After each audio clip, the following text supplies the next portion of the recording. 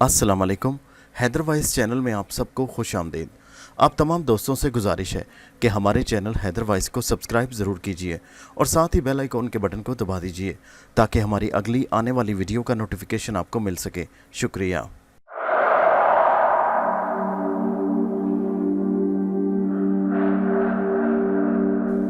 College के ज़माने में हमें प्रिंसिपल नसीरुद्दीन साहब ने एक दिन बज़्म अदब के पीरियड के दौरान हम सब स्टूडेंट्स को ये माफूकुल फितरत कहानी सुनाई थी। दरअसल ये कहानी मौसूफ प्रिंसिपल साहब की अपनी ज़ात से जुड़ी कहानी थी। इसका अछूता और मुनफरिद प्लाट मुझे अच्छा लगा। मैं इसे आपकी खिदमत में बिल्कुल उसी तरह पेश कर रहा हूँ जैसा कि उन्होंने हमें सुनाई थी। मेरा नाम मोहम्मद शफ़ी है। मैं पाकिस्तान बनने से पहले मौजूदा भारत के शहर मद्रास के मोहल्ले में 1937 में पैदा हुआ। मेरा बाप एक गरीब मजदूर था। वो एक हिंदू के पास उसकी फैक्ट्री में मजदूरी किया करता। माँ के अलावा हम 3 बहन भाई थे, यानी मैं, मेरा छोटा भाई नज़ीर और छोटी बहन मुन्नी थी। हम तीनों बहन भाई शहर के एक औसत दर्जे के स्कूल में पढ़ा करते थे। हमारे घर के हालात बहुत नागुफ्ता बे थे, बहुत गुर्बत थी। दाल रोटी इंतहाई मुश्किल से पूरी हो रही थी। हमारे वालिद साहब का एक बचपन का दोस्त जिसका नाम राजा सेन सिंह था, वो इंतहाई लालची, हासिद और दौलत का भूखा था। उसे दौलतमंद बनने का बड़ा शौक था। वो इतना लालची था कि उसने दौलत की खातिर अपने सगे भाई को भी कत्ल कर दिया। लोगों ने उसे सिर्फ नान तान की बल्कि उसे कत्ल के जुर्म में उम्र कैद की सजा हो गई। लेकिन न जाने उनसे कौन सा कानूनी चक्कर चलाया कि सिर्फ 2.5 साल बाद अपील वगैरह करके रिहाई हासिल कर ली।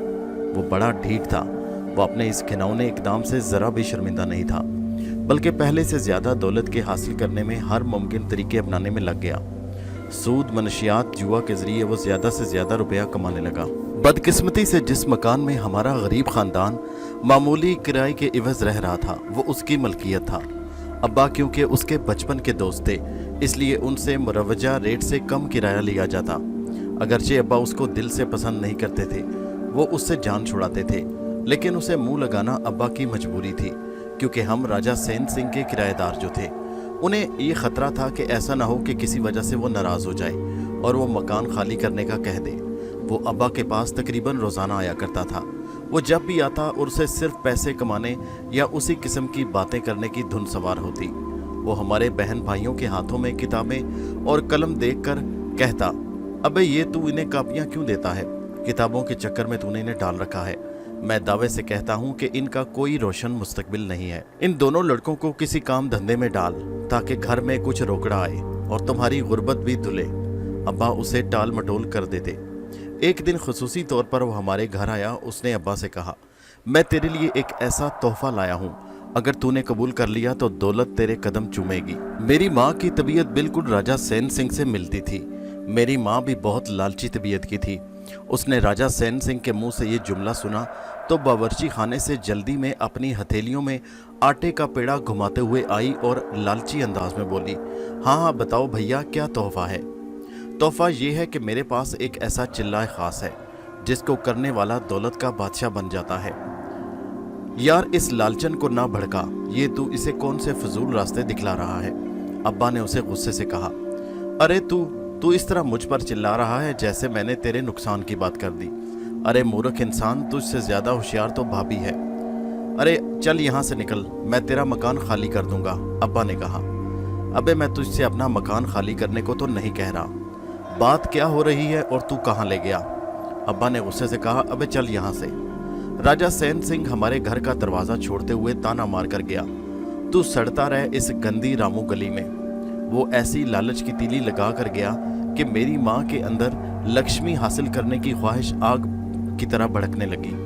राजा सेन सिंह की बात मान लो, वो जिस अमल का जिक्र कर रहा है वो हमें करना चाहिए, और ये झगड़ा ख्वामख्वाह बढ़ता रहा।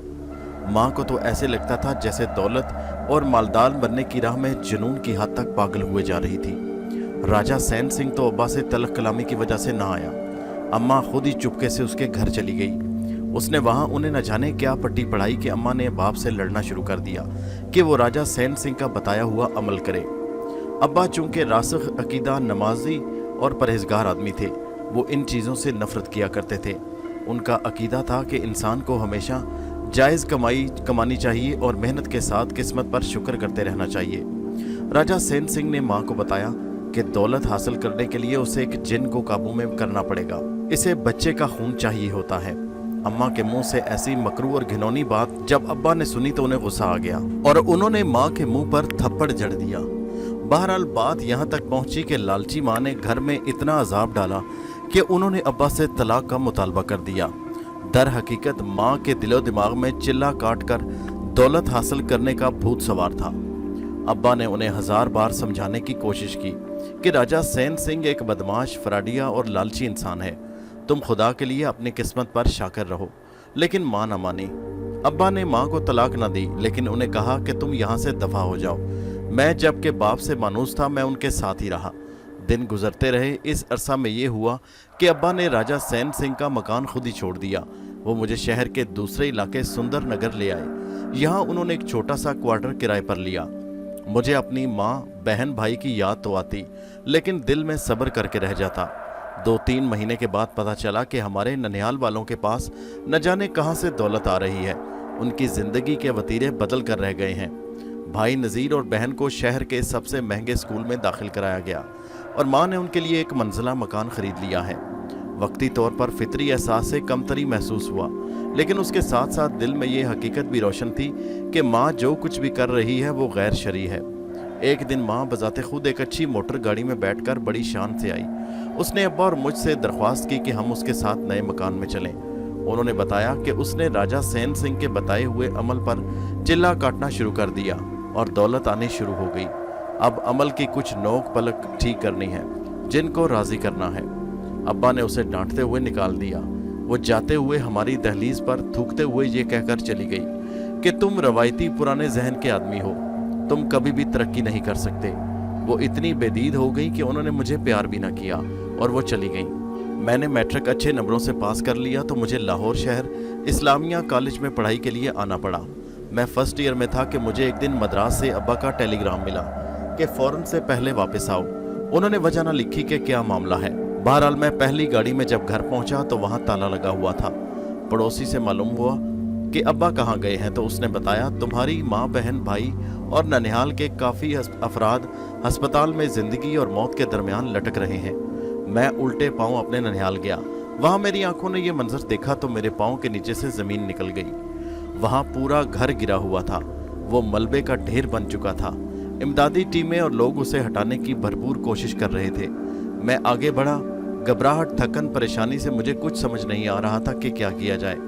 किसी ने मेरी जानिब देखा तो उसने मुझसे कहा, बेटा जल्दी चलो, तुम्हारी माँ अस्पताल में दम तोड़ने वाली है, उसकी हालत बहुत ख़राब है। मैं और वो साइकिल पर बैठकर वहाँ पहुँचे। अस्पताल में इमरजेंसी वार्ड में वालिद साहब गम से निढाल बैठे हुए थे। मुझे पता चला कि दोनों बहन भाई फौत हो गए और माँ दम तोड़ रही है। मुझे जब माँ के पास ले जाया गया तो उन्होंने चंद बातें की। उन्होंने कहा कि मैंने दौलत को हासिल करने की लालच में राजा सैन सिंह के बताए हुए जिन को काबू करने में जो चिल्ला काटा, उसके लिए खुदा मुझे माफ़ करे। मैंने वो कुछ किया जो मुझे किसी सूरत नहीं करना चाहिए था। बेटा, मैं लालच में अंधी हो गई थी। दौलत की हवस ने मेरी आंखों पर पट्टी बांध दी थी और इस लालच और हवस में मैंने वो काम किए जो मैं बताते हुए भी शर्माती हूँ। मैंने इस लालच में आकर, उस जिन की बातों में आकर मैंने कई बच्चों को कत्ल किया और उस जिन को पेश किया। आखिर उन कत्ल किए हुए बच्चों की माँओं की बद्दुआओं का असर तो होना था। मैं इस काम में बेदरेग पैसे लुटा रही थी, जिसकी वजह से मुझ पर किसी को शक नहीं था कि ये काम दरअसल कौन कर रहा है। लेकिन आखिर कब तक? एक दिन वो जिन किसी बात पर मुझसे बिगड़ गया और फिर उल्टा मुझ पर ही बरस पड़ा। मेरी शामत आनी थी जो ऐसा होना था। ये दौलत मुझे रास ना आई। ये दुनियावी सुकून, ये दुनियावी लालच उल्टा मेरे गले का फंदा बनकर रह गया था। उसने वक्ती तौर पर तो खुश होकर मेरे कदमों में दौलत के ढेर लगा दिए, लेकिन आखिरी चिल्ले में मुझसे गलती हो गई, जिस बात पर वो बुरी तरह नाराज़ हो गया और उसने हमें बहुत अजियतें दी। बेटा, मैं तुम्हें बता नहीं सकती कि मैं लालच और हवस में कितनी अंधी हो गई थी। अपने मासूम फूल जैसे बच्चे को छोड़ दिया, अपने फरिश्ता सिफ्त खामद को भी छोड़ा, लेकिन ये दौलत मुझे रास ना आई।